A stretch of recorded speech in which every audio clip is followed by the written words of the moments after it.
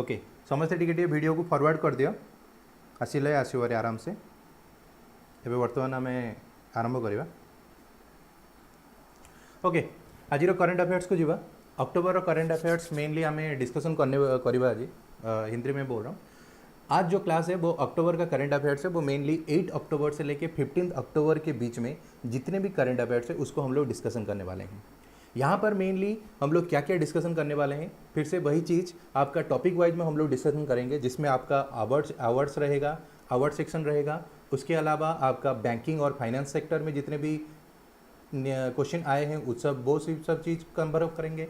उसके अलावा government scheme को भी हम लोग कवर अप करेंगे, इम्पोर्टेंट डेट्स जो रह गया है इस वीक में खास करके। उसके अलावा रेलवेज में जो इम्पोर्टेंट है उन सभी चीज़ को हम लोग आज के लेक्चर में कवर अप करने वाले हैं, ठीक है। उसके बाद इंडियन आर्म फोर्स में एक दो क्वेश्चन आया हुआ था जो कि एक्सरसाइज हुआ था।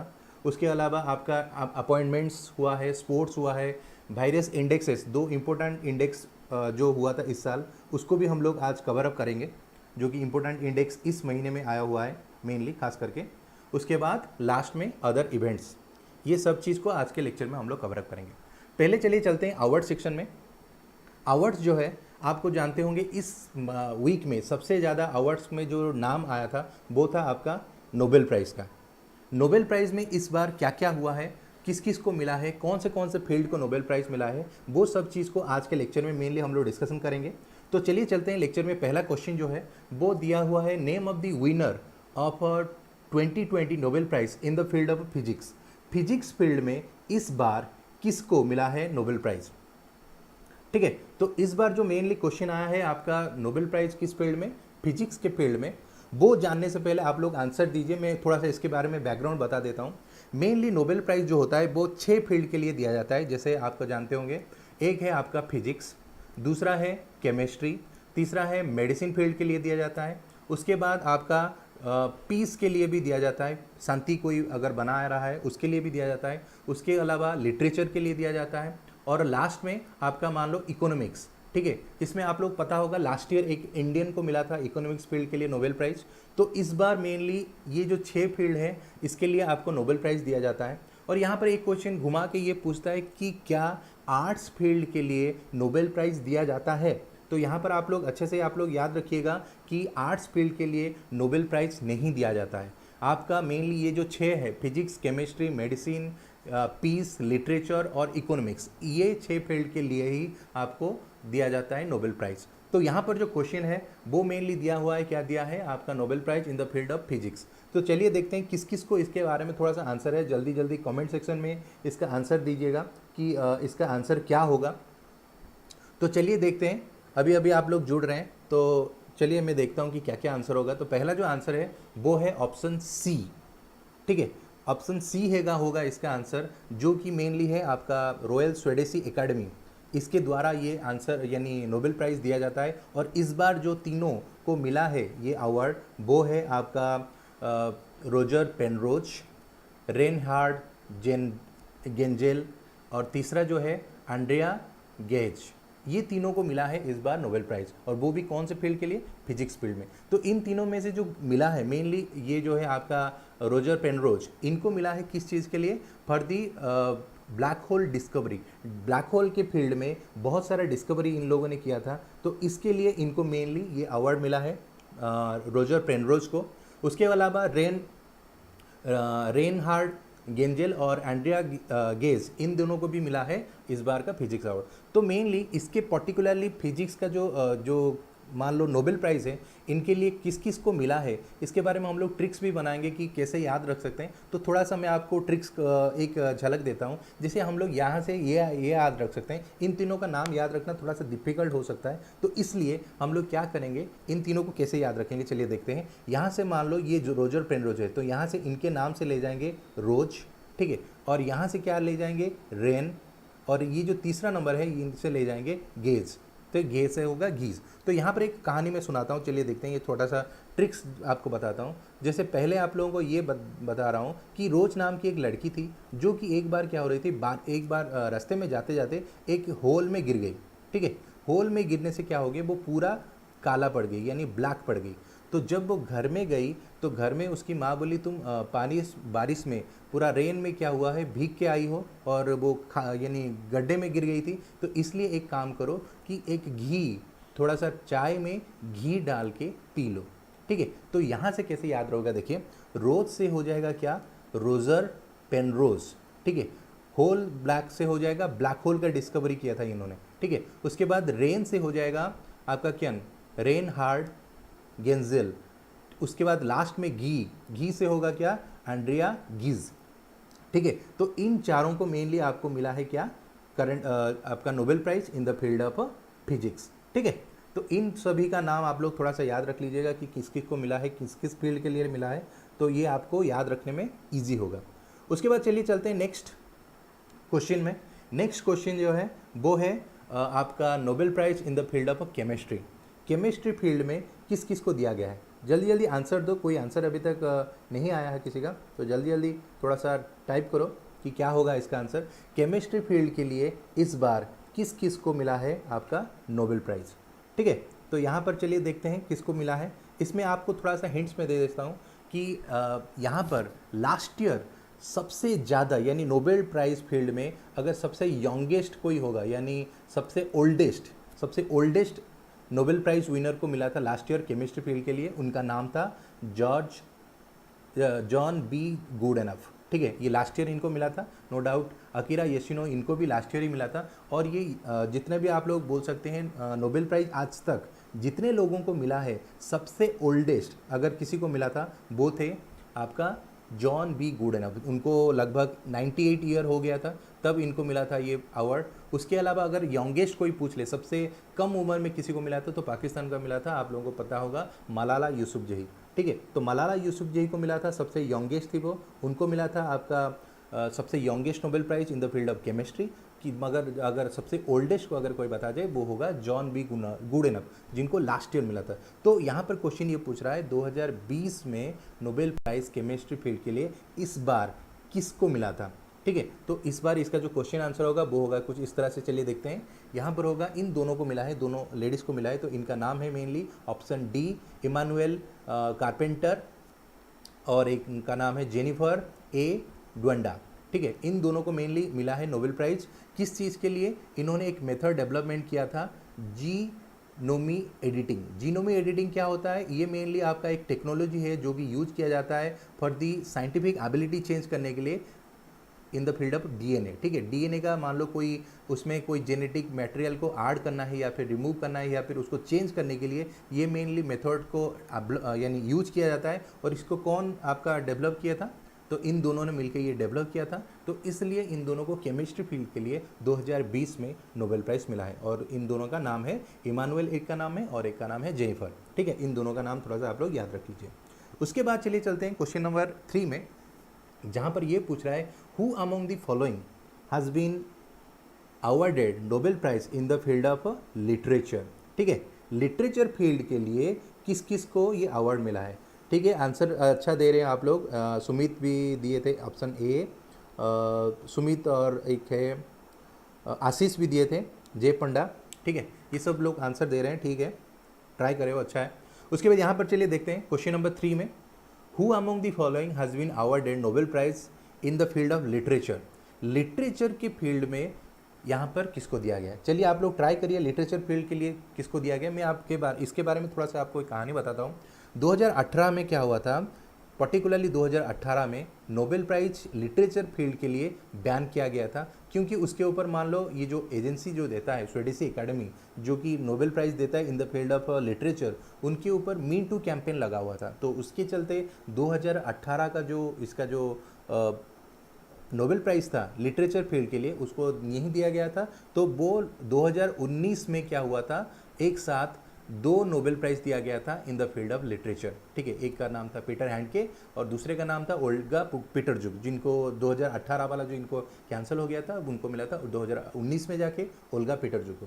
तो यहाँ पर ये जो ओल्गा पीटरजुक है और ये पीटर हैंडके, इन दोनों का नाम मैं ऑलरेडी बता चुका हूँ। इनको मिला था 2018 में और इनको मिला था 2019 में। ठीक है, और ये दोनों को मेनली ये 2018 में ना मिलके इनको 2019 में मिला था।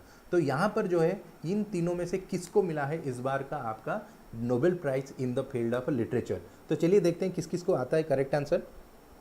यहाँ पर जो होगा करेक्ट आंसर, चलिए देखते हैं एक बार, ठीक है। यहाँ पर जो होगा इसका आंसर होगा ऑप्शन ई, लुइस ग्लुक, ठीक है।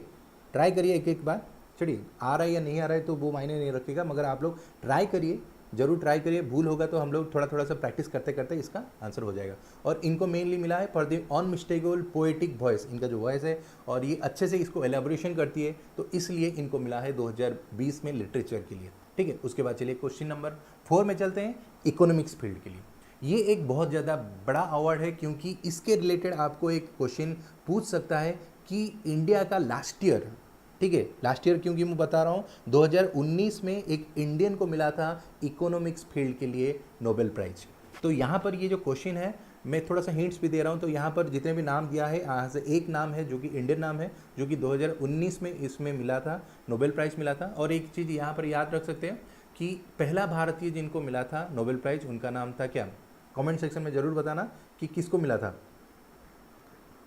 ठीक है। तो यहाँ पर मेनली यहाँ पर हम लोग बता रहे हैं कि लास्ट ईयर, यहाँ पर थोड़ा सा मैं आपको हिंट्स भी दे देता हूँ, एक इंडियन को मिला था जिनका नाम था अभिजीत बैनर्जी, ठीक है। उनके साथ उनकी बीवी इस्थर डुप्लो को मिला था और मिचेल केरमेर, इन तीनों को लास्ट ईयर यानी 2019 में इन तीनों को मिला था। तो 2020 में किस किस को मिला है, तो थोड़ी चलिए देखते हैं किस किस को आंसर आता है, जल्दी कमेंट करना, ठीक है। तो इसमें किस किस को इस बार मेनली मिला है Nobel prize in the field of, ई ने दिया है, ठीक है, सुमित दे रहे हैं डी और ये दे रहे हैं ई, ठीक है। तो इन दोनों का आंसर, इसका आंसर क्या होगा चलिए देखते हैं। इसका जो करेक्ट आंसर होगा वो होगा ऑप्शन सी, पॉल मिलग्रॉम और है रॉबर्ट विल्सन। इन दोनों को मिला है इस बार इकोनॉमिक्स फील्ड के लिए नोबेल प्राइज, ठीक है। नोबेल प्राइज मिला है और इन दोनों को किस लिए मिला है मेनली, ये चीज़ आप लोग याद रखना, क्योंकि क्वेश्चन घुमा के भी पूछ सकता है कि इस बार पॉल मिलग्रोन और रॉबर्ट विल्सन को किस चीज़ के लिए, यानी क्या किए थे वो, जिसके लिए उनको नोबेल प्राइज़ मिला था इन द फील्ड ऑफ इकोनॉमिक्स। तो यहाँ पर ये चीज़ याद रखना कि वो लोग एक इम्प्रूवमेंट लाए थे किस फील्ड में, ऑक्शन थ्योरी में। जो आप लोग जानते होंगे ऑक्शन लगता है, जैसे आईपीएल में आप लोग देखे होंगे, आईपीएल स्टार्ट के समय ऑक्शन लगता है, यानी बोली लगता है कोई भी सामान का। तो ऑक्शन जो होता है उसका थ्योरी में और क्या इनोवेशन ला सकते हैं और क्या बेटरमेंट ला सकते हैं, उस चीज़ के लिए ये दोनों ने काम किया था। तो उसके लिए इन दोनों को मिला है क्या ये अवार्ड, नोबेल प्राइज 2020 का इकोनॉमिक्स फील्ड के लिए, ठीक है। उसके बाद और एक चीज़ याद रखिए, ये जो रॉयल स्वीडिश एकेडमी, मेनली यहाँ पर एक चीज़ याद रखना, ये रॉयल स्वीडिश एकेडमी भी कौन से फील्ड के लिए देता है, इकोनॉमिक्स फील्ड के लिए देता है। जैसे लिटरेचर के लिए हम लोग क्या बताएं, Swedish academy, only Swedish academy, यहाँ पर होगा रॉयल स्वीडिश एकेडमी, ठीक है। तो सी अच्छा आंसर दे रहे हो आप लोग, सत्यरंजन सी, ठीक है। ये जेनामयी जेना, ठीक है, जया सॉरी दास ये दे रहे हैं सी आंसर, ठीक है। सुमित भी दे रहे हैं सी आंसर, करेक्ट है ये सब, ठीक है। उसके बाद नेक्स्ट क्वेश्चन में चलिए चलते हैं, क्वेश्चन नंबर 5। यहाँ पर भी एक एजेंसी का नाम दिया है जिसका नाम है नॉर्वे नोबेल कमेटी, ठीक है। अगर कोई पीछे हो गया थोड़ा सा आप लोग वीडियो को फॉरवर्ड कर देना, क्योंकि फास्ट में थोड़ा सा नेटवर्क इशू था जिसके चलते वीडियो थोड़ा स्लो हो गया था। थोड़ा सा वीडियो को फॉरवर्ड कर देना, आप लोग आ जाएंगे पूरा टाइम पे। यहाँ पर एक कमेटी दिया हुआ है जहाँ का नाम है नॉर्वेन नोबेल कमेटी। यहाँ पर ये चीज़ याद रखना कि पीस फील्ड में नोबेल पीस प्राइज़ दिया जाता है 2020 में, पीस फील्ड में कौन से कमेटी के द्वारा नोबेल प्राइज़ दिया जाता है, तो ये चीज़ याद रखना, नॉर्वेन नोबेल कमेटी। जहाँ पर जैसे वहाँ पर हम लोग लिटरेचर में क्या बोल रहे थे, स्वीडिश एकेडमी, उसके बाद पहले उससे पहले हम लोग यहाँ पर जो पीस में बोला है उसमें हो गया नॉर्वेन नोबेल कमेटी। इसके द्वारा मेनली दिया जाता है आपका पीस प्राइज़ दिया जाता है नोबेल फील्ड के लिए, ठीक है। तो यहाँ पर मेनली देखिए कोई इंसान का नाम नहीं दिया है, यहाँ पर बहुत सारे इंस्टीट्यूशन का नाम दिया है। तो यहाँ पर नो डाउट कोई ऐसे ऑर्गेनाइजेशन होगा जिसको इस बार नोबेल प्राइज़ मिला है। तो कौन होगा, जे पंडा करेक्ट आंसर दे रहे हैं, रविंद्रनाथ टैगोर करेक्ट आंसर है, जो इसको पहला भारतीय था जिनको नोबेल प्राइज़ मिला था, ठीक है। तो यहाँ पर क्या होगा आंसर, चलिए देखते हैं कि नोबेल प्राइज़ इस बार पीस के लिए किसको मिला है। तो यहाँ पर मैं आंसर दे देता हूँ, इसका जो करेक्ट आंसर होगा वो होगा वर्ल्ड फूड प्रोग्राम। ठीक है, वर्ल्ड फूड प्रोग्राम जो ऑर्गेनाइजेशन है वो फूड के फील्ड में कैसे बेटरमेंट आ सकते हैं, एग्रीकल्चर हुआ या फिर उसके रिलेटेड जितने भी काम हैं ये लोग इसके लिए काम करते हैं। तो वर्ल्ड फूड प्रोग्राम, ठीक है, इनके जो ऑर्गेनाइजेशन है इनको मिला है इस बार नोबेल प्राइज़। नो डाउट इस बार क्राइसिस जो चला था पेंडेमिक, तो इनका रोल बहुत ज़्यादा इंपॉर्टेंट रहेगा, क्योंकि आगे चल के कोई इशू ना हो जाए खास करके खाने के रिलेटेड, तो इनका रोल बहुत ज़्यादा की रोल प्ले करता है। तो इसलिए मेनली इनको नोबेल प्राइज़ दिया गया है वर्ल्ड फूड प्रोग्राम। और एक चीज़ यहाँ पर याद रखना कि ये जो WFP है, WFP, ठीक है, यानी वर्ल्ड फूड प्रोग्राम, इसका हेड ऑफिस कहाँ पर है? इसका हेड ऑफिस है इटली। ठीक है, इटली में इसका हेड ऑफिस है। इटली में कहाँ पर? रोम में। यहाँ पर एक चीज़, यहाँ पर एक ट्रिक याद रखना, मैं और एक चीज़ यहाँ पर ट्रिक में बता देता हूँ। कोई भी ऑर्गेनाइजेशन जिसके नाम में आइदर फूड हो या फिर एग्रीकल्चर वर्ड जुड़ा हुआ हो तो वो सभी होगा इटली में। जैसे आपका बता सकते हैं WFP हो गया, FOA food and agriculture organisation, इसका भी हेड ऑफिस आप कहाँ पर है? आपका इटली में है। तो ये दोनों आप लोग यहाँ याद रख सकते हैं, बहुत ज़्यादा इंपॉर्टेंट भी है। ठीक है, सुमी जैना WFP बोल रहे हैं, जनमयी जया, ठीक है, ये भी फूड बोल रहे हैं, अच्छा आंसर है। सत्यरंजन भी ठीक बोल रहे हैं। ठीक है, तो यहाँ पर क्वेश्चन नंबर 6 में चलते हैं। Who has been awarded the prestigious सारड़ा पुरस्कार? नो डाउट ये ओडिशा का अवार्ड है, सारड़ा पुरस्कार अवार्ड, जो कि पोइट्री फील्ड के लिए देते हैं। बहुत ही बड़ा अवार्ड है। ओडिशा में जो भी पोइट्री राइटर हैं या फिर कवि हैं उनके लिए बहुत बड़ा अवार्ड होता है सारड़ा पुरस्कार। तो इस बार एक पोइट्री है जो कि 2017 में इशू हुआ था, जिसका नाम है सेते बेळकु नथिव, यानी उस टाइम तक कुछ भी नहीं होगा। ठीक है, सेते बेळकु नथिव एक पोइट्री लिखा था 2017 में। कौन थे वो जिनको इस साल मिला है आपका सारड़ा पुरस्कार? बहुत ज़्यादा अच्छा पोइट्री था, उनके द्वारा लिखा गया था। तो इसका आंसर क्या होगा? तो चलिए देखते हैं किस किस को आता है। जल्दी जल्दी कमेंट सेक्शन में देना कि इस बार आपका सारड़ा पुरस्कार किस किस को मिला है। ठीक है, इस बार जो आपका सारड़ा पुरस्कार है वो मेनली मिला है आपको ओडिया पोएट नित्यानंद नायक। ठीक है, नित्यानंद नायक जो थे उनको मिला है इस बार आपका सारड़ा पुरस्कार। सारड़ा पुरस्कार मेनली आपका ओडिशा में दिया जाता है, और ओडिशा में जितने भी आपके पोइट्री राइटर हैं या फिर कवि हैं उन लोगों को ये अवार्ड दिया जाता है। ठीक है, तो इस बार मिला है नित्यानंद नायक। तो आप लोग अगर ओडिशा OSSC या फिर टीचिंग प्रोफेशन का प्रिपरेशन कर रहे हैं या फिर ओडिशा रिलेटेड जितने भी जॉब प्रिपरेशन अगर कर रहे हैं, नेक्स्ट क्वेश्चन में क्या होगा? बैंकिंग एंड फाइनेंस के ऊपर ही है। ठीक है, पहला जो हम लोगों का जो चैप्टर था अवार्ड सेक्शन खत्म हुआ। अभी चलिए बैंकिंग एंड फाइनेंस सेक्टर में क्या क्या इस वीक में नया हुआ है वो चलिए देखते हैं। ठीक है, तो यहाँ पर मेनली हुआ है, क्या क्या हुआ है चलिए देखते हैं एक एक करके। पहला जो क्वेश्चन है, World Bank projected India's GDP to contract by dash this financial year. ठीक है, this financial year 2021 which is reflective of the national lockdown and income shock experienced by household and farm due to the COVID-19 pandemic। तो no doubt इस बार COVID-19 का pandemic आया था, तो इस बार all over world में सबका GDP डाउन हुआ है, क्योंकि लगभग 3 से 4 महीने का लॉकडाउन लग गया था। इंडिया में भी लगा था 3 से 4 महीने का, तो जिसके चलते हमारा जो GDP है वो ड्रास्टिकली चेंज हुआ है। ठीक है, तो इस बार जो GDP डाउन हुआ है, ये क्वेश्चन ये पूछ रहा है कि वर्ल्ड बैंक बोल रहा है कि इस बार इंडिया का जो GDP रेट है वो कितना परसेंट यानी गिर जाएगा, यानी लगभग ये देखिए सब माइनस में है। ठीक है, ये कोई प्लस में नहीं है। -9.2% होगा, या फिर 9.3% होगा, या फिर 9.4% होगा, -9.4% या फिर 9.5 या फिर 9.6%। तो इस बार GDP कितना होगा वर्ल्ड बैंक के हिसाब से इंडिया का? तो इसका जो करेक्ट आंसर है वो होगा ऑप्शन E। चलिए देखते हैं कौन दे रहा है। नित्यानंद नायक और राइट आंसर जय पंडा दिए थे।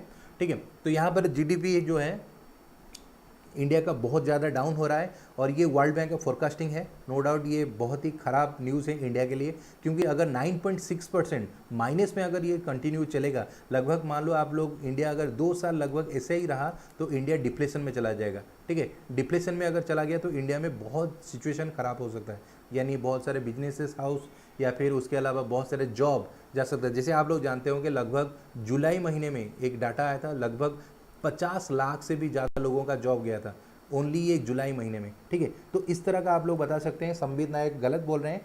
ठीक है, सुमित जैना भी वो थोड़ा सा गलत है।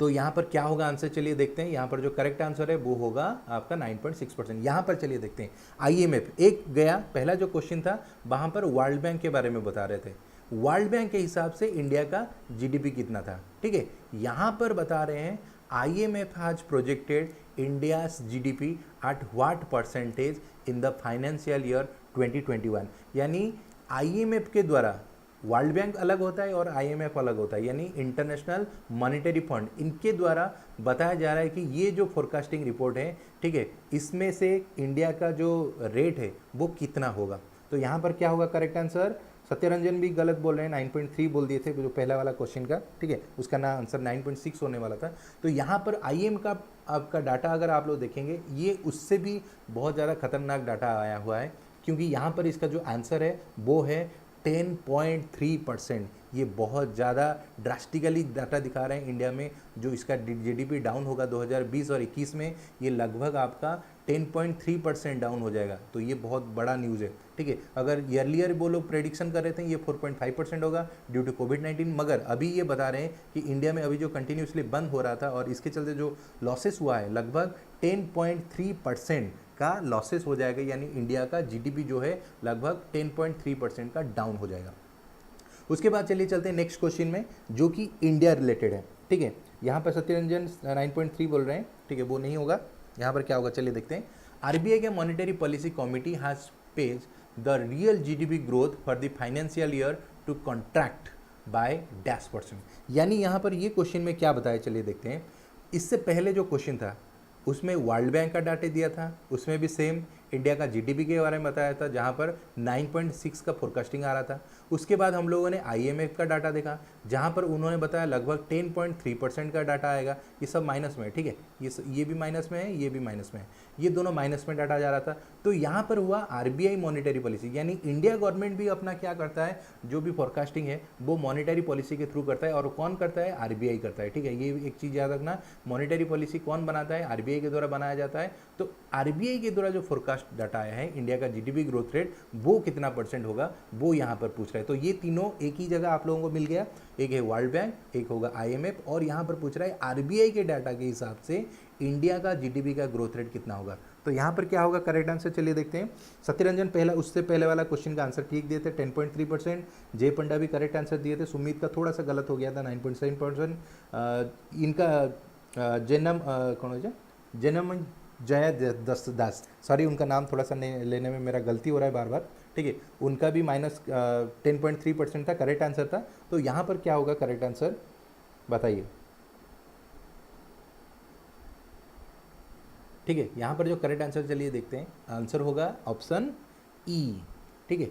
ये जो है आपका यहाँ पर जो होगा इंडिया के हिसाब जो RBI का डाटा हुआ उसमें ये बता रहे हैं कि इंडिया का जो GDP ग्रोथ रेट होगा ये थोड़ा सा कम करके बता रहे हैं 9.5% होगा। चलिए ये तीनों को आप लोग थोड़ा सा याद रख लीजिए। एक है वर्ल्ड बैंक का डाटा के हिसाब से 9.6% का माइनस होगा, IMF का हिसाब से 10.3 का होगा, और जबकि RBI का अगर डाटा देखा जाए वो होगा 9.5%। तो ये तीनों जो है ये थोड़ा सा आप लोग याद रख सकते हैं, ठीक है। 8.2 नहीं होगा बेटा, 10.3 यहाँ पर करेक्ट है सत्यरंजन, मगर यहाँ पर 8.2 गलत हो जाएगा, 9.5 करेक्ट आंसर होगा। तो यहाँ पर क्या होगा चलिए देखते हैं। और एक क्वेश्चन में चलिए चलते हैं, जहाँ पर एक्सिस बैंक के बारे में हम लोग बता रहे हैं।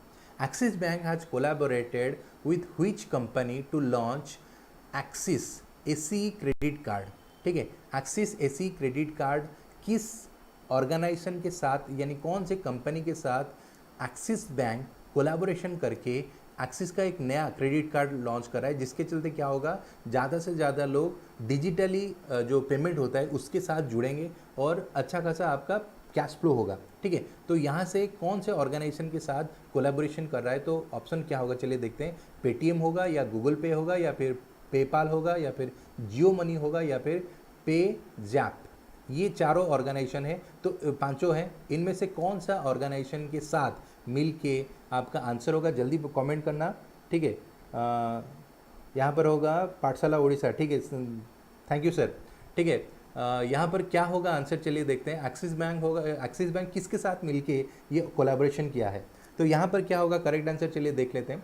यहाँ पर जो करेक्ट आंसर होगा वो होगा ऑप्शन बी गूगल पे के साथ। गूगल पे के साथ मिलके एक्सिस बैंक कोलैबोरेशन किया है, जिसके चलते क्या होगा, new entry level credit card बनाएगा जो कि सबसे ज़्यादा इंक्रीज करेगा, इंक्रीजिंग होगा in the participation user in digital economy. ठीक है, तो यहाँ पर ये लोग थोड़ा सा याद रख सकते हैं, ये थोड़ा सा बैंकिंग एग्जाम में जो दे रहे हैं उनके लिए थोड़ा सा बहुत ज़्यादा इंपॉर्टेंट रह जाएगा, क्योंकि पूछेगा कि एक्सिस बैंक किसके साथ कोलैबोरेशन किया है एक्सिस एसी क्रेडिट कार्ड बनाने के लिए। ठीक है, तो और ये वीज़ा मेनली इसमें लोगो रहेगा, इसके साथ ये बनाया हुआ है। उसके बाद चलिए चलें नेक्स्ट क्वेश्चन में चलते हैं।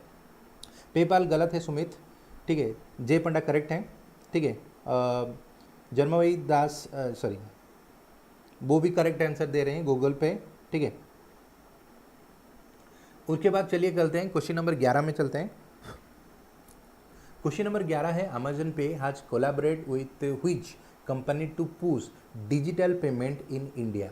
अमेजन पे ये भी उसी से कुछ मिलता जुलता है। अमेजन पे कौन से कंपनी के साथ कोलैबोरेशन किया है with which company to push digital payment in India. India में डिजिटल पेमेंट ज़्यादा से ज़्यादा हो, इसलिए अमेजन पे यानी इंडियन अमेजन पे, ठीक है, ये किसके साथ मिलके ये कोलैबोरेशन किया है। तो इन पांचों में से कौन सा करेक्ट आंसर होगा, चलिए देखते हैं किस किस को आता है करेक्ट देना। ठीक है, तो यहाँ पर जो करेक्ट आंसर होगा वो चलिए देखते हैं, आंसर आ रहा है आप लोगों का एक एक करके। तो यहाँ पर जो करेक्ट आंसर होगा वो होगा ऊबर के साथ। ठीक है, आप लोग जानते होंगे ऊबर जो टैक्सी है उसके साथ ये लोग अमेजन पे जो है इंडिया का अमेजन यानी ये मेनली तो यूएसए बेस्ड कंपनी है। ठीक है, इन दोनों के साथ कोलैबोरेशन करके ये लोग क्या कर रहे हैं ना, इंडिया में जो डिजिटल पेमेंट सिस्टम है उसको और भी ज़्यादा पुश करने के लिए इसके साथ ये कोलैबोरेशन किया है। मेनली आप लोग बोल सकते हैं ऊबर में अगर आप लोग ट्रैवल करें तो वहाँ पर अमेजन पे वो क्या करेगा ना, एक्सेप्ट करेगा उसके पेमेंट में।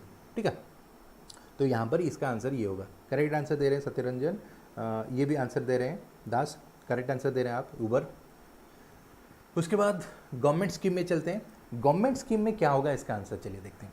गवर्नमेंट स्कीम बहुत सारा इस बार शायद 2-3 है जो कि आपका पूछा हुआ है कि क्या क्या नया स्कीम लाया हुआ है। तो यहाँ पर मेनली चलिए देखते हैं which state has launch digital Seva सेतु, और एक नया प्रोग्राम लॉन्च किया गया है। ठीक है, ये कोई स्कीम नहीं है, एक तरह से प्रोग्राम लॉन्च किया गया है to connect each village panchayat of the state through optical fibre network, यानी नेट यानी स्पीड नेट के साथ कनेक्ट करने के लिए कौन सा स्टेट ये मुहिम स्टार्ट किया है। ठीक है, तो यहाँ पर ये बोल रहा है which state has launch digital Seva Setu programme to connect each village panchayat of the state through optical fibre network, यानी नेट के साथ कनेक्ट करेगा वो भी कौन से, हर जो जिला के छोटे छोटे गांव के जो विलेज के पंचायत है उन सभी को इसमें कनेक्ट किया जाएगा।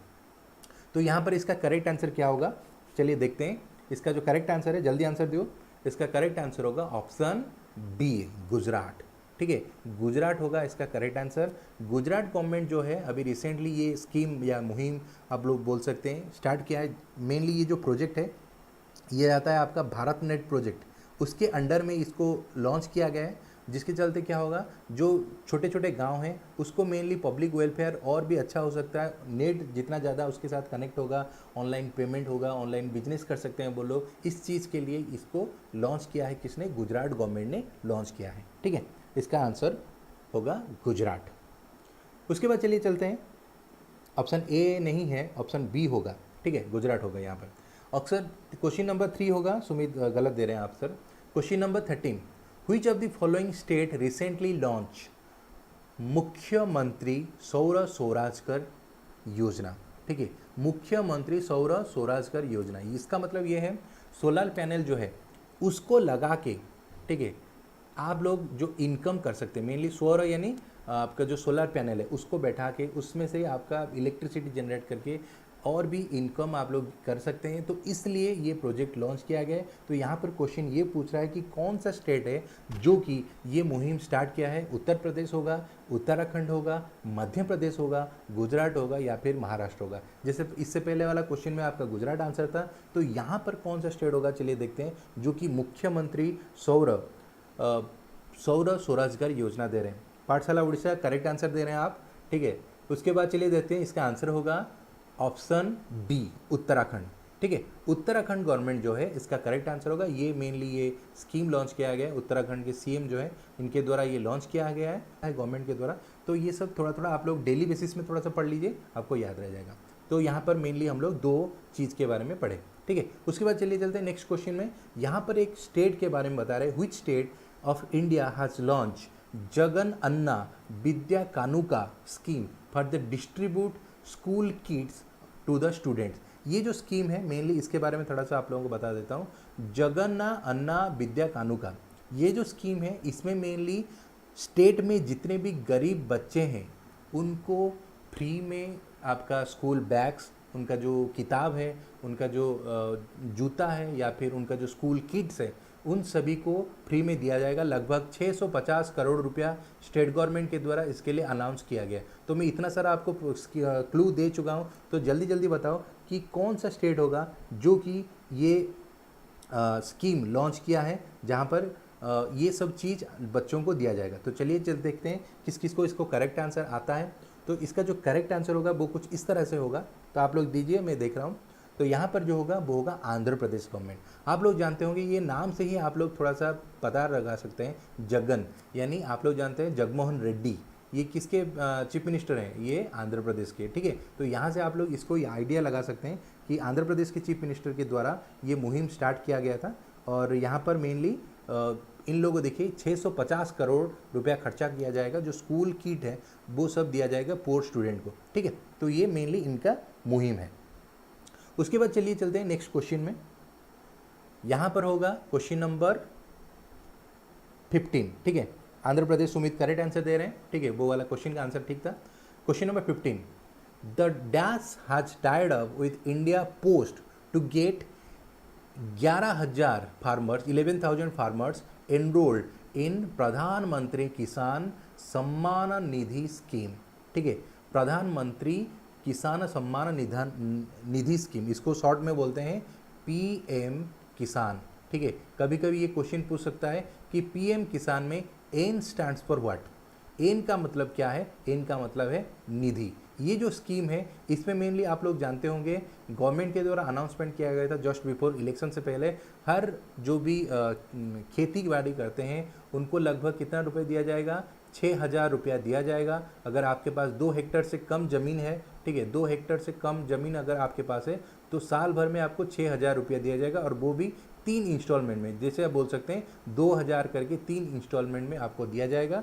और ये अगर आपके पास 2 हेक्टेयर से कम ज़मीन है, अगर उससे ज़्यादा है तो आप लोगों को नहीं मिलेगा।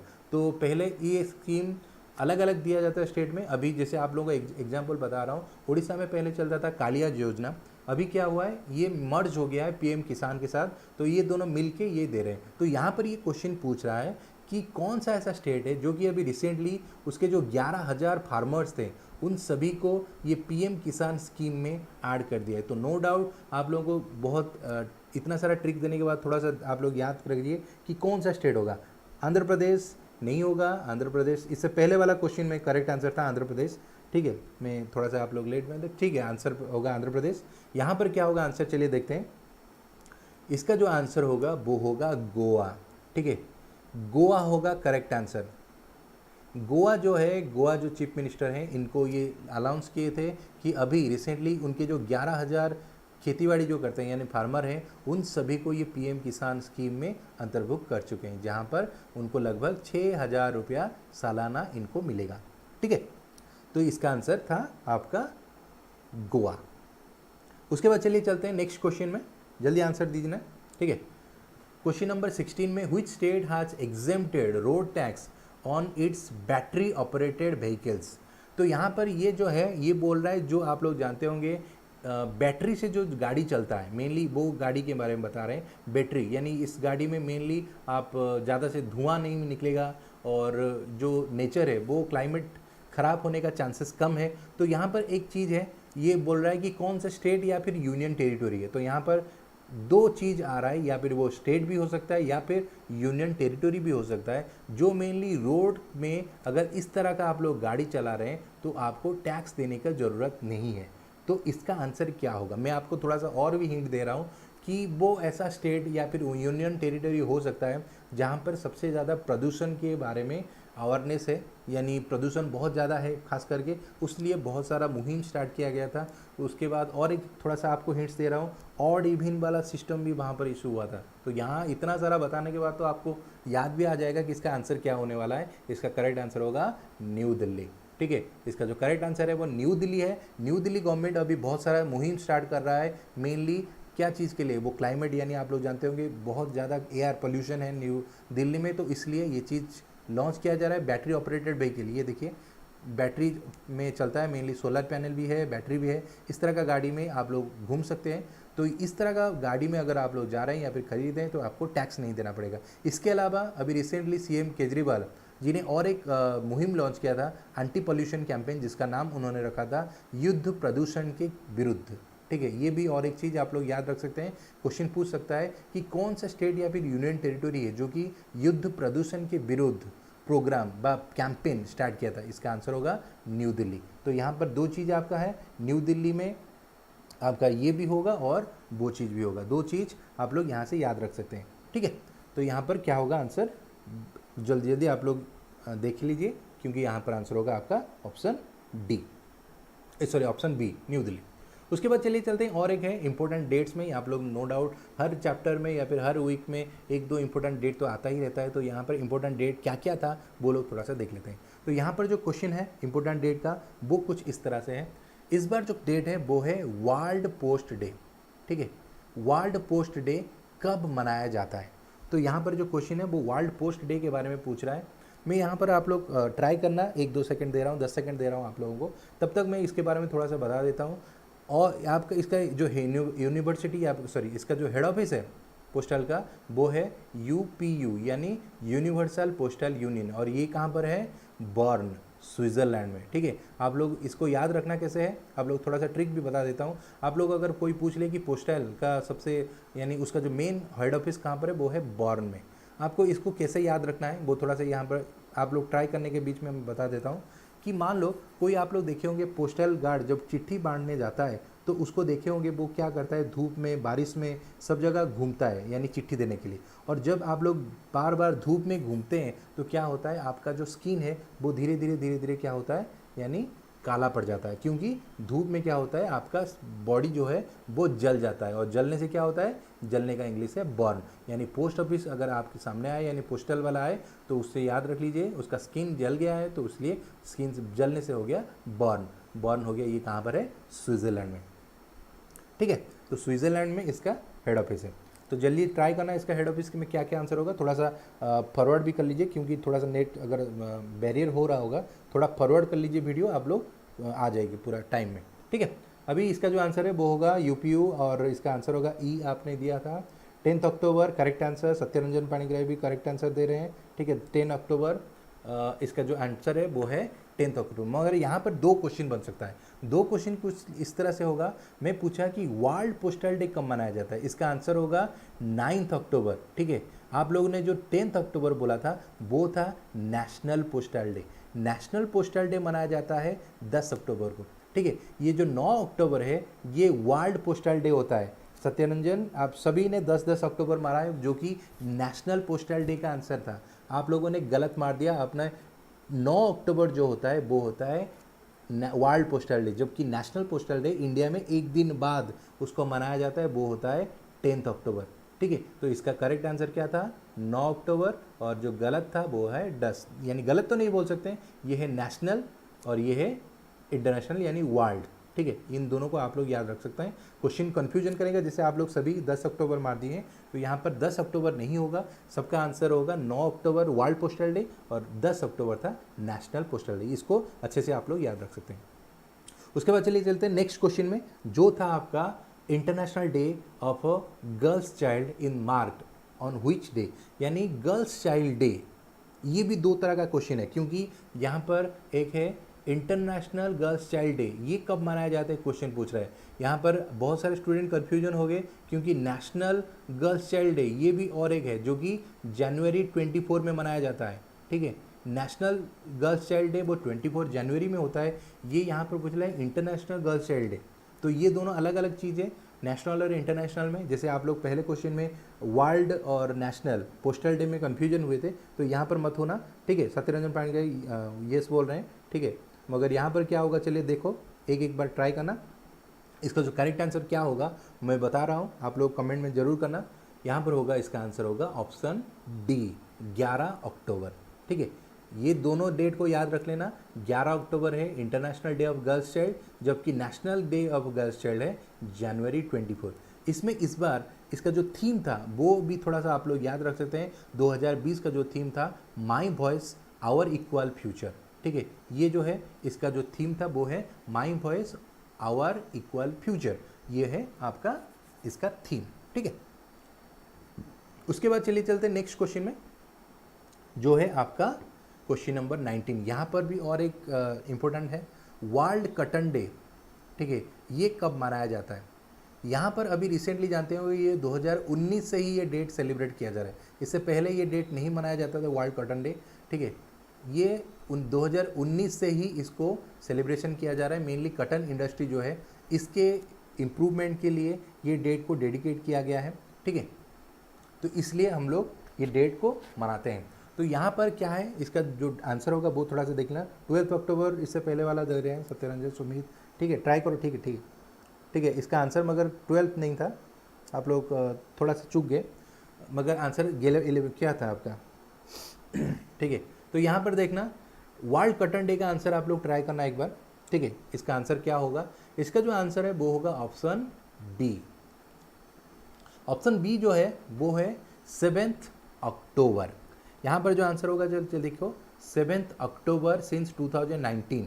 ये पहले नहीं माना जाता था, WHO वर्ल्ड हेल्थ ऑर्गेनाइजेशन जो बोल रहे हैं इसके द्वारा इसको रिकॉग्नाइज किया गया और वर्ल्ड कॉटन इंडस्ट्री बनाया गया। और ये एक चीज़ है कस्तूरी कॉटन, ये जो है इंडियन कॉटन इंडस्ट्री का जो है इसका नेम ब्रांड नेम किया गया है इंडियन गवर्नमेंट के द्वारा। पूछ सकता है the Indian cotton industry has given brand name by the government, कौन से इंडस्ट्री को ब्रांड नेम दिया है? वो है कस्तूरी कॉटन को दिया है on the occasion of world cotton day, ठीक है। इंडिया गवर्नमेंट इस बार कस्तूरी कॉटन को ब्रांड नेम दिया है, नाम चेंज करके इंडियन कॉटन का नाम कस्तूरी कॉटन इंडस्ट्री वो रख दिया है, ठीक है। उसके बाद चलिए चलते हैं नेक्स्ट क्वेश्चन में, ठीक है।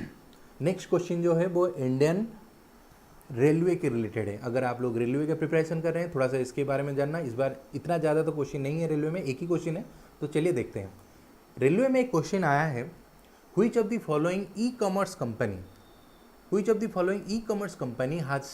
was partner with Indian Railway Catering and Tourism Corporation IRCTC के साथ to provide its customer with the facility to book reserved train tickets?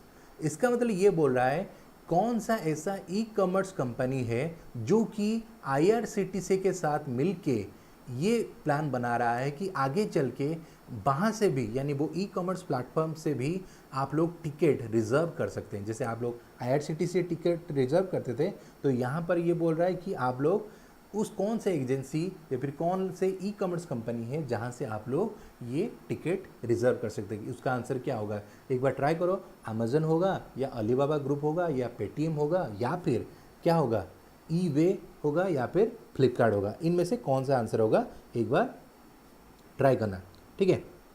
तो यहाँ पर जो आंसर होगा वो होगा ऑप्शन बी। नहीं होगा, बी नहीं होगा, बी गलत दे रहे हैं आप लोग। इसका जो आंसर होगा वो होगा ऑप्शन ए, अमेजन, ठीक है। अमेजन बहुत बड़ा कंपनी है, आप लोग जानते हैं वर्ल्ड का सबसे रिचेस्ट अभी पर्सन है अमेजन के मालिक।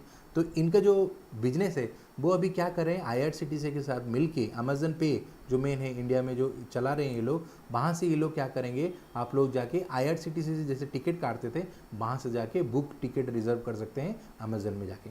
तो ये चीज़ गलत है, आप पेटीएम दे रहे हैं, पेटीएम गलत होगा बेटा, यहाँ पर करेक्ट आंसर होगा अमेजन, ठीक है। फिर भी आप लोग ट्राई अच्छा कर रहे हैं, ठीक है। जया दास करेक्ट आंसर नहीं है, पेटीएम नहीं है, ठीक है। उसके बाद चलिए चलते हैं इंडियन आर्म फोर्स। रेलवे में एक ही क्वेश्चन था, उस तरह से इंडियन आर्म फोर्स में भी बहुत ज़्यादा नहीं, एक दो क्वेश्चन ही है, तो थोड़ा सा देख लेते हैं। यहाँ पर होगा इंडियन आर्म फोर्स में एक क्वेश्चन, चलिए देखते हैं। पहला जो है थोड़ा सा इंडियन स्टूडेंट लोग थोड़ा ट्राई करना इसको देने के लिए, ठीक है।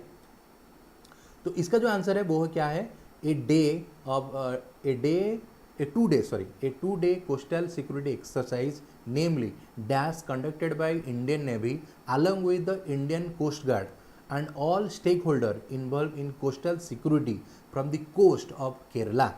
इसका मतलब यह है कि 2 दिन का एक कोस्टल सिक्योरिटी एक्सरसाइज कंडक्ट किया जा रहा था,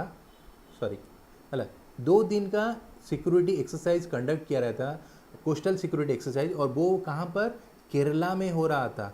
और किसके द्वारा, इंडियन नेवी और इंडियन कोस्ट गार्ड, इन दोनों के द्वारा ये एक्सरसाइज कंडक्ट किया जा रहा था। यानी क्वेश्चन पूछ रहा है कि इंडियन नेवी और इंडियन कोस्ट गार्ड इनके द्वारा जो एक्सरसाइज कंडक्ट किया गया केरला में, उसका नाम क्या है? इंदिरा नेवी, या सहयोग कैजियन, या समुद्र शक्ति, या सागर कवच, या फिर वरुण। ये 5 में से क्या आंसर होगा, जल्दी बताओ। ठीक है, आंसर कोई बता रहा है इंदिरा, गलत होगा सुमित। सॉरी, अगर आप लोग अमेजन का आंसर दे रहे हैं तो करेक्ट होगा वो। यहाँ पर क्या होगा, ट्राई करना एक बार। इसका जो है mainly 2 days coastal exercise. India student अगर हैं कोई, जल्दी आंसर दो क्योंकि बहुत ज़्यादा इंपॉर्टेंट उनके लिए है। इसका जो आंसर है, चलिए देखो, सागर कवच। ठीक है, सागर कवच ये किसके बीच में हो रहा था? इंडियन नेवी और इंडियन कोस्ट गार्ड, इन दोनों के बीच में हो रहा था। और ये कहाँ पर हो रहा था? केरला कोस्ट में। ठीक है, ये भी याद रख सकना, केरला कोस्ट में इंडियन नेवी और कोस्ट गार्ड के बीच में जो हो रहा था वो था सागर कवच। ठीक है, उसके बाद और एक क्वेश्चन जो है आपका मेनली इंडियन आर्मी और महाराष्ट्र पुलिस। इंडियन आर्मी और Maharashtra police organised an anti terror exercise, जिसका नाम था क्या है, वो पूछ रहा है, जो कि महाराष्ट्र में कंडक्ट किया जा रहा था। इंडियन आर्मी किसके साथ मिलके?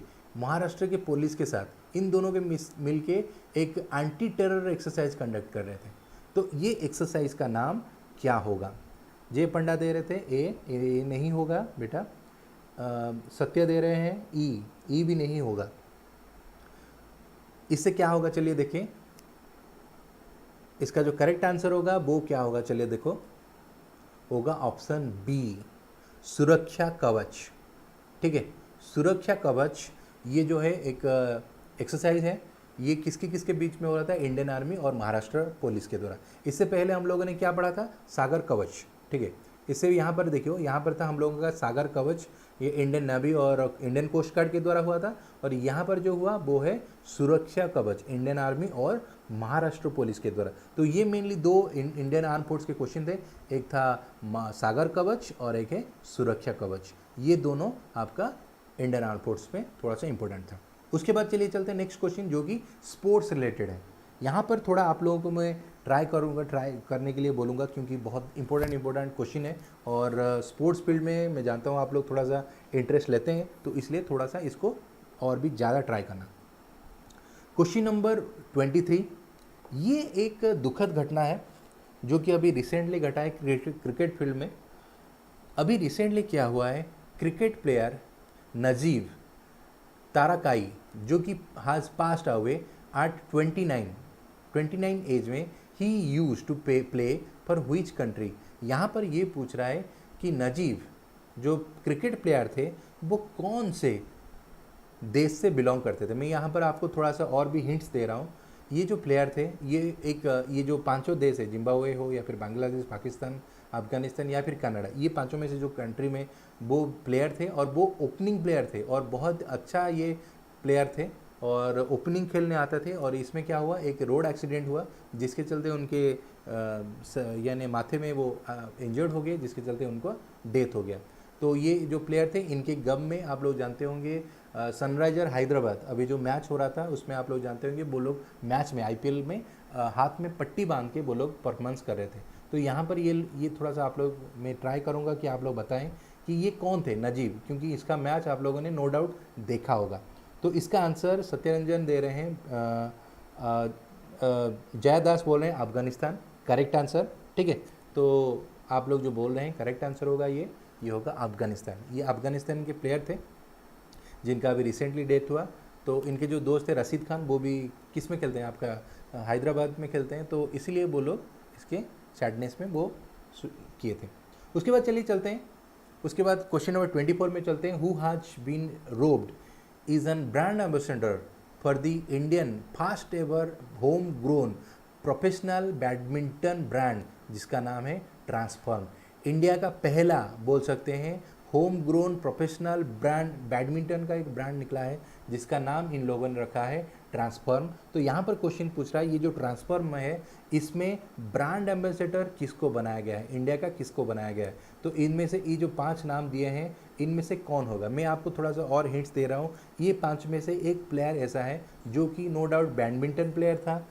दूसरा है, और एक हिंट में दे रहा हूँ, और वो जो प्लेयर है वो क्या है, कॉमनवेल्थ गेम में गोल्ड मेडल भी जीता है। तो इनमें से कौन सा ऐसा प्लेयर है जो कि कॉमनवेल्थ में गोल्ड मेडल भी जीता है और वो बैडमिंटन प्लेयर भी है। तो इसमें से कौन सा आंसर होगा, चलिए देते हैं। रशीद खान नहीं मरा है बेटा, रशीद खान जिंदा है अभी, ठीक है। SRH, ठीक है, हाँ, इस रशीद खान SRH के हैं, वो करेक्ट आंसर है, ठीक है। तो यहाँ पर क्या होगा, जो करेक्ट आंसर है ट्रांसफॉर्म का वो होगा ऑप्शन सी, चेतन आनंद।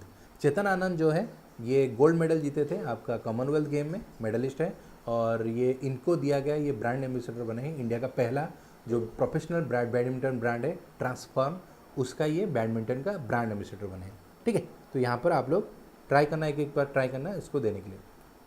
उसके बाद चलिए क्वेश्चन नंबर नेक्स्ट में चलते हैं। नेक्स्ट क्वेश्चन में क्या होगा, चलिए देखते हैं। Name of the winner of 2020 French, Chetnanand, ठीक है, सत्यरंजन, चेतनानंद करेक्ट आंसर था वो। Question number 25, name of the winner of 2020 French open men's tennis. ये बहुत ज़्यादा इंपॉर्टेंट क्वेश्चन है क्योंकि फ्रेंच ओपन्स हर एग्ज़ाम में पूछ लेता है इस तरह का क्वेश्चन। फ्रेंच ओपन में बैडमिंटन, टेनिस में सॉरी, खास करके सबसे बड़ा इवेंट होता है टेनिस में, और टेनिस में ये इस बार जो हुआ है, इस बार कौन जीता है मेंस में, डबल आपका जो सिंगल्स में, खास करके मेन में कौन जीता है। इनमें से आप लोग जानते होंगे 2-3 प्लेयर ही हैं जो कि सबसे ज़्यादा प्लेयर, जैसे रोजर फेडरर हो गया, जोकोविच हो गए, राफेल नडाल हो गए, इन तीनों का नाम बहुत ज़्यादा आप लोग सुनते होंगे, ठीक है। तो मैं आपको थोड़ा सा हिंट्स भी देता हूँ कि आपका जो आंसर होगा इन तीनों में से एक है जो कि आप लोगों का इस बार भी जीता है फ्रेंच ओपन्स। लगभग 23-24 बार वो उन्होंने फ्रेंच ओपन्स जीत चुका है। तो इसका जो करेक्ट आंसर होगा वो चलिए देखते हैं कौन आंसर दे रहा है।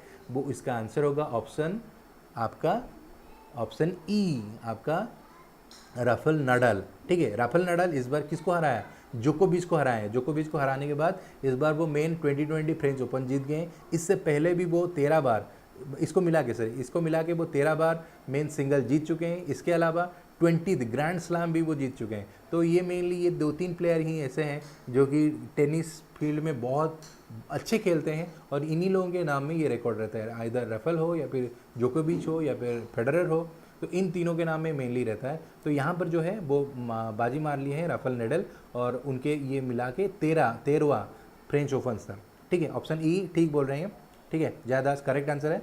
उसके बाद जय पंडा भी राफेल नडाल बोल रहे हैं, राफेल नडाल करेक्ट आंसर है। तो ये सब है आपका मेन में। तो चलिए अगर मेन आंसर आप लोग दे रहे हैं तो ओमेन में कौन होगा, चलिए देखते हैं एक बार। Who among the following beat Sofia Kenin, Sofia Kenin को हरा के to win women singles title 2020 French tennis open.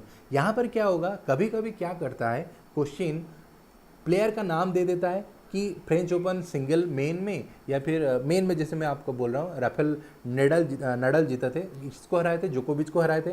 तो क्वेश्चन क्या करेगा, क्वेश्चन ये पूछेगा कि फ्रेंच ओपन में इस बार राफेल नडाल विन हुआ था और वो किसको हराए थे, यानी ओपोनेंट जो था वो उसका नाम क्या था, उस तरह का क्वेश्चन पूछ सकता है। तो यहाँ पर क्या किया है, ओपोनेंट का नाम दिया है, ये जो है इसको नाम भी आप लोग याद रख सकते हैं। खासकर ये जो बड़े बड़े इवेंट्स होते हैं, फ्रेंच ओपन हुआ, ऑस्ट्रेलियन ओपन हुआ, तो इसमें थोड़ा सा आप लोग याद रखिए। तो सोफिया केनिन को हरा के इस बार ओमेन में कौन जीता है, और ये चीज़ याद रखना, ये जो जीता है ये आज तक का सबसे यंगेस्ट प्लेयर है जो कि फ्रेंच ओपन जीता है। इससे पहले इतने कम एज के कोई भी प्लेयर फ्रेंच ओपन नहीं जीता था, इस बार सबसे कम एज में ये जीता है कौन। तो चलिए देखते हैं इसका आंसर क्या होगा। ऑप्शन डी, ईगा स्वेटेक, ईगा स्वेटेक, ये जो है ये पोलैंड की मेनली है, और ये सबसे becoming the youngest women in the win to title of this history championship, यानी बहुत कम उम्र की है, लगभग 19 साल की ये एज में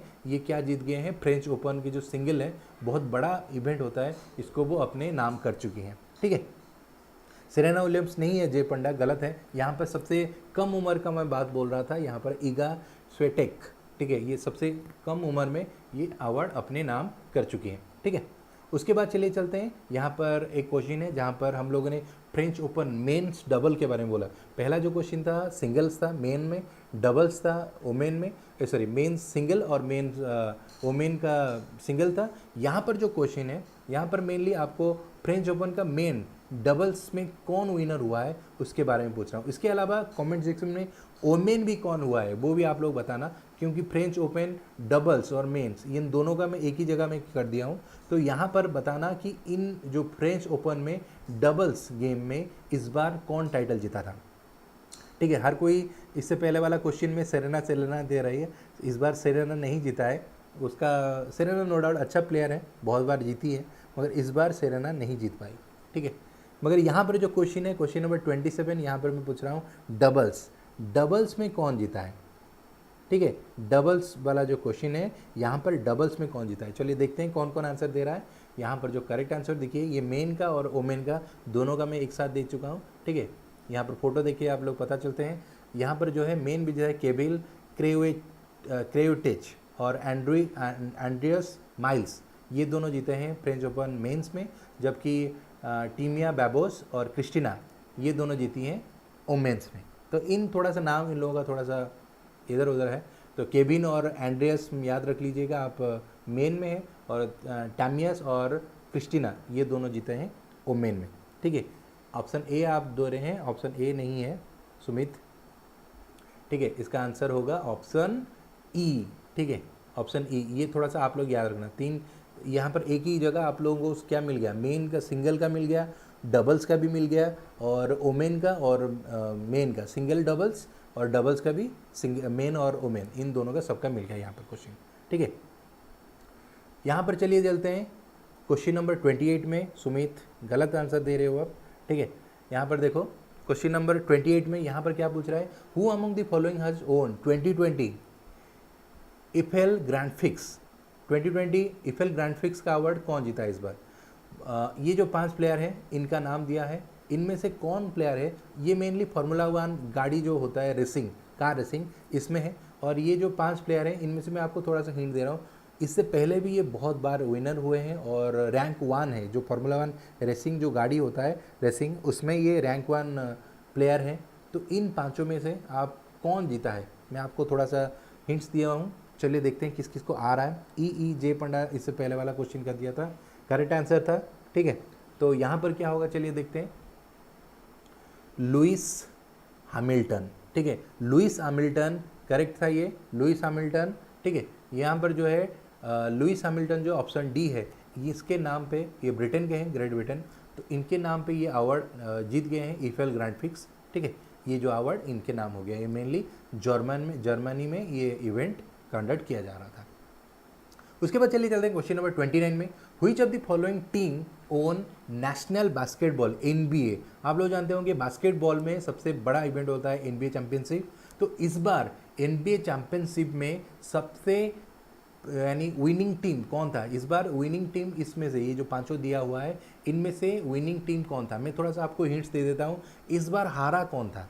ठीक है, विनिंग टीम आप लोग बताना। जय पंडा इससे वाला क्वेश्चन में बता रहे हैं लुइस हैमिल्टन, करेक्ट आंसर है जय पंडा। यहाँ पर चलिए क्वेश्चन नंबर 29 में आ जाओ कि NBA में कौन जीता है। मैं थोड़ा सा हिंट दे रहा हूँ, इस बार हारा कौन है। ठीक है, हारा है मियामी हीट, ये जो है वो कट गया। ठीक है, ये इस बार हार गया है। तो इसको हराने के बाद यानी ये जो चारों में से कौन जीता है, यानी इनमें से आप लोग जानते होंगे सबसे फेमस टीम जो है वो है लॉस एंजलिस लेकर्स, ये जो है। ठीक है, ऑप्शन ए करेक्ट आंसर है। ये जो तीनों देख रहे हैं इनका, ये जो आप लोग अगर कभी NBA का मैच कभी देखे होंगे, इनका नाम बहुत ज़्यादा रहता है लॉस एंजलिस लेकर्स का।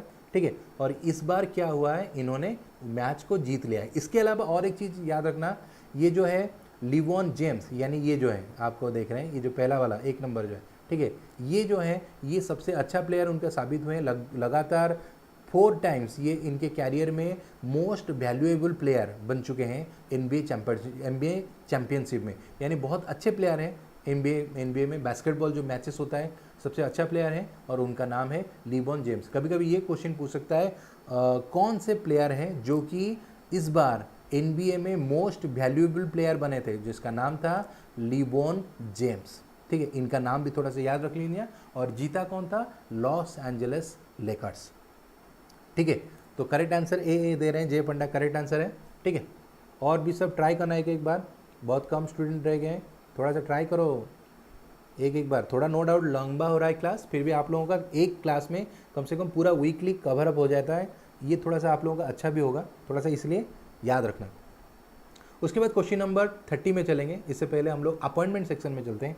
अपॉइंटमेंट इस बार क्या क्या हुआ है, कौन से सेक्टर में न्यू अपॉइंटमेंट हुआ है, ये बहुत ज़्यादा इस बार चेंजेस हुआ है, तो इसको देखते हैं कि क्या क्या हुआ है। तो इस बार जो पहला है क्वेश्चन है वो प्राइम मिनिस्टर के बारे में है। ये बहुत ज़्यादा इंपॉर्टेंट न्यूज़ है कि who has been appointed as the new prime minister of Jordan. Jordan के प्राइम मिनिस्टर का नाम क्या है, अभी रिसेंटली उनको कौन इलेक्ट किया है, यानी उनको नियुक्त कौन किया है, जोर्डान के राजा। वहाँ पर तो वोटिंग नहीं होता है, उनके राजा जो है अब्दुल्ला अल इब्न अल हुसैन, इनके द्वारा पोस्टिंग किया गया है, और उनके जो न्यू प्राइम मिनिस्टर है उनका नाम क्या है। तो यहाँ पर क्वेश्चन ये पूछ रहा है कि इस बार जो इनके जो बने थे प्राइम मिनिस्टर, उनका नाम क्या है। तो उसका जो नाम है, करेक्ट आंसर होगा वो होगा ऑप्शन डी, बिसर अल खासवाने, है। ये जो है इनको मिला है इस बार, ये बन गए हैं किसके प्राइम मिनिस्टर, जोर्डान के प्राइम मिनिस्टर, ठीक है। बिसर को याद रखना, बिसर अल खसवाने, ठीक है। ये नाम थोड़ा सा आप लोग याद रखना, क्योंकि बहुत ज़्यादा इंपॉर्टेंट हो जाएगा आपके एग्जाम पॉइंट ऑफ व्यू से, ठीक है, कि ये कौन से एग्जाम यानी कौन से देश। उसके बाद चलिए चलते हैं नेक्स्ट क्वेश्चन में। Who is the new prime minister of which country, है ना, हु इज़ द नहीं, सदर जाफरोव।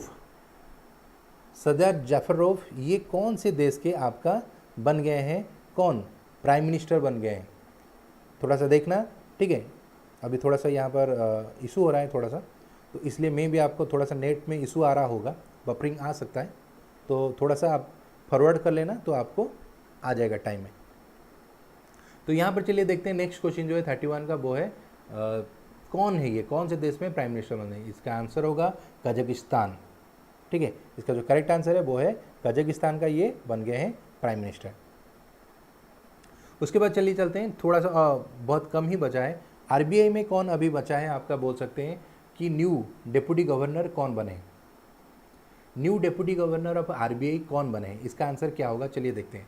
ये जो है मेनली आपको थोड़ा सा मैं बताता हूँ। आरबीआई में जो है टोटल 4 डिप्टी गवर्नर, एक तो गवर्नर होते हैं, ठीक है, जो कि अभी अभी एक गवर्नर है मेनली, और यहाँ पर जो है मेनली 4 डिप्टी गवर्नर को अपॉइंट किया जाता है। यहाँ पर क्वेश्चन ये पूछ रहा है कि इस बार जो अभी रिसेंटली जो 4th डिप्टी गवर्नर आरबीआई के पोस्टिंग किए गए हैं, उनका नाम क्या है, ठीक है। तो इसका जो होगा आंसर करेक्ट होगा, आंसर होगा आपका ऑप्शन सी, ठीक है, एम राजेश्वर राव। ये वेरी इंपॉर्टेंट है, ठीक है। एम राजेश्वर राव ये बन गए हैं किसके, आरबीआई के डिप्टी गवर्नर, ठीक है। कभी क्वेश्चन पूछेगा तो आरबीआई के डिप्टी गवर्नर कौन बने हैं, तो उनका नाम होगा आपका एम राजेश्वर राव, ठीक है। उसके बाद नेक्स्ट क्वेश्चन में चले चलते हैं। The government of India has appointed as new chairman of State Bank of India for a period of 3 year. ये भी और एक बहुत ज़्यादा इंपॉर्टेंट है कि आरबीआई के न्यू चेयरमैन कौन है, ठीक है, एसबीआई के न्यू चेयरपर्सन किसको नियुक्त किया गया है for the period of 3 years, ठीक है। इसका आंसर क्या होगा, चलो देखते हैं। इसका आंसर होगा ऑप्शन आपका डी, दिनेश कुमार खरा, ठीक है। दिनेश कुमार खरा ये बन गए हैं आपका, करेक्ट आंसर होगा दिनेश कुमार खरा, ठीक है। सुमित ए दे रहे थे इससे पहले वाला क्वेश्चन का, मगर आप लोग थोड़ा सा ट्राई करना इसको, ये होगा ऑप्शन नंबर डी। ये थोड़ा सा नया अपॉइंटमेंट है और इम्पोर्टेंट भी है, आप लोग थोड़ा सा इसको याद रखना, ठीक है। ज़्यादा CX बोल रहे हैं। अभी चलिए चलते हैं, और बहुत ज़्यादा important India's rank in various, मैं देख रहा हूँ बहुत कम स्टूडेंट आ रहे हैं, मगर ये अभी ज़्यादा इंपॉर्टेंट टॉपिक है, बाकी इतना जल्दी मत छोड़ना, और 10 मिनट का काम है, उसके बाद आप लोग क्लास ओवर हो जाएगा। तो यहाँ पर मेनली इंडिया का रैंक दिया हुआ है वेरियस इंडेक्स का, कौन से इंडेक्स में अभी क्या क्या इंडिया का रैंक है। तो चलिए चलते हैं, what is the rank of India in 2020 committee of reducing in equality CRI index, ठीक है। तो CRI इंडेक्स अभी जो आया था उसमें, यानी committee to reducing inequality, यानी नो डाउट ये इनइक्वालिटी यानी भेदभाव जो होता है लोगों में, उसके डाटा आया है। तो इंडिया का रैंक कितना है, तो यहाँ पर जो है आप लोग जानते होंगे अभी पेंडेमिक सिचुएशन में बहुत सारा इंसिडेंट हुआ, यानी आप लोग जानते होंगे न्यूज़ में डेलिबरेटली दिखा रहा था कि मुस्लिम के चलते ये हो रहा था, इनइक्वालिटी, यानी जो पेंडेमिक यानी कोरोना वायरस इंडिया में प्रचार हुआ, तो ये सब चीज़ नो डाउट हैम्पर किया होगा इंडिया में किस चीज़ के लिए ना, इनइक्वालिटी जो इंडेक्स आता है, ये सब चीज़ ये लोग देखते हैं कि इंडिया में लोगों के साथ कैसे ट्रीट किया जाता है। जैसे मान लो कोई दलित के साथ हुआ या फिर कोई मुस्लिम के साथ हुआ, इस तरह का जब न्यूज़ आता है न्यूज़ में, तो ये सब इम्पैक्ट डालता है किसके ऊपर, इस तरह का जो इंडेक्स निकलता है साल भर में, तो उसके ऊपर डालता है। तो यहाँ पर जो है इसका इंडेक्स है वो होगा, चलिए देखते हैं, ये बहुत ज़्यादा इंपॉर्टेंट रहेगा एग्जाम में, खास करके इंडेक्स वाला क्वेश्चन अभी पूछ लेता है। तो यहाँ पर जो करेक्ट आंसर होगा वो ऑप्शन होगा बी, ठीक है, 129। 129 जो है वो है कि कितना, 158, 158 कंट्री में से इंडिया का जो रैंक है वो होगा 129। और इस बार क्या हुआ है, इंडिया का रैंक गिर गया है, नो डाउट 129 हुआ है। और सबसे जो एक नंबर में टॉप है वो है नॉर्वे। नॉर्वे में सबके साथ भेदभाव बहुत कम होता है, यानी वो रैंक 1 है, फास्ट है नॉर्वे, ठीक है। और सबसे अगर ज़्यादा भेदभाव अगर कहीं पर होता है वो होता है साउथ सूडान में। और आप लोग याद होगा साउथ सूडान एक कंट्री है जो कि 2011 में किसका मेंबर बना था, कोई बता सकता है? 2011 में ये बना था यूनाइटेड नेशन में। कोई 155 दे रहा है जयदास, ये नहीं होगा, ये होगा 159, ठीक है, सॉरी 129, करेक्ट आंसर होगा 129। और टोटल जो है वो है 158 देश में से इसका रैंक है 129। और इंडिया का जो सबसे खराब है जो साउथ सूडान, उसका रैंक है 158। उसके बाद चलिए चलते हैं according to the recent Oxfam report. यहाँ पर भी एक रिपोर्ट आया है, what is the rank of India in health spending index, यानी इंडिया हेल्थ सेक्टर में कितना पैसा खर्चा करता है, उस हिसाब से ये रिपोर्ट आया। यानी वर्ल्ड की जितने भी कंट्री हैं, कौन सा देश अपने हेल्थ सेक्टर में कितना पैसा खर्चा करता है, उसके रिलेटेड आ रहा है। ज़्यादा 129 दे रही है, करेक्ट आंसर दे रही है, ठीक है। सुमित भी 129 दिया था, ठीक है। ये सब चीज़ आपका करेक्ट आंसर आ रहा था।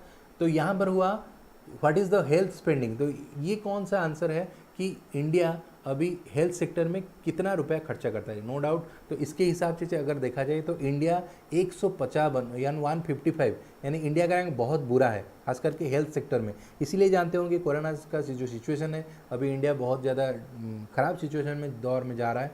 तो इंडिया में मेनली क्या होता है, ये जो रैंक है 155 रैंकिंग में है अभी, मेनली इस डाटा के हिसाब से ये बताया जा रहा है इंडिया के ओनली 4% अपना जो बजट है उसका खर्चा करता है, बजट किसके ऊपर, हेल्थ सेक्टर में। जबकि इतने ज़्यादा पॉपुलेशन है, हेल्थ सेक्टर में कम से कम 8 से 10% खर्चा करना चाहिए, इंडिया गवर्नमेंट ओनली 4% खर्चा करता है। तो इसलिए इसका जो रैंक है वो कंटिन्यूसली डाउन हो रहा है। तो 129% जो है वो है आउट ऑफ 158 कंट्रीज़, ठीक है। और इसमें इसका जो वर्स्ट अगर बोला जाए तो इसमें परफॉर्मिंग कंट्री भी है, tracking inequality and pandemic situation में। ये और एक जो डाटा दिया था इन इक्वालिटी डाटा में इंडिया का रैंक 129 है, और जबकि इसमें 155 है।